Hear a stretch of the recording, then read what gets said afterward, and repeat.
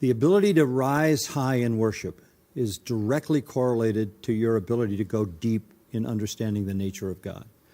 So a deep understanding of the Word of God, a rich and thorough and deep understanding of sound theology is directly the producer of elevated worship.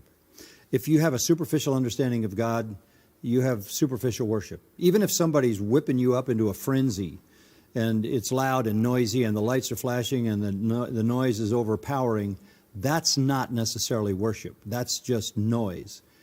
Worship is when the heart is elevated to the heights of its love and adoration in the contemplation of what is true about God. It is your theology that produces your worship. What we have so often and what we see so much in evangelicalism today is called worship, but it's kind of an emotional frenzy whipped up by certain styles of music among people who have very little thoughts about God and are really riding an emotional roller coaster with the words of Jesus or the names of Jesus in it. True worship is deep grasp of the glories of God, and contemplation of those glories, appreciation for those glories, gratitude for those glories, that results in a heart that literally bursts with thanksgiving and praise. That's the real thing.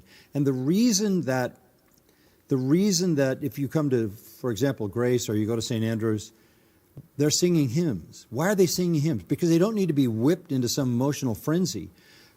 Put in their hands an articulation of their doctrine and let them sing from the soul the glories of those truths. We sing hymns because we don't need the repetition. We don't need the emotional stimulation externally. We want to sing hymns because they're rich.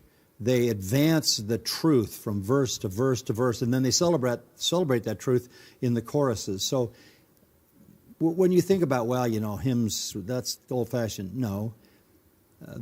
The experience of someone singing great hymns is the ability to borrow words to express what you feel about the great realities of your theology.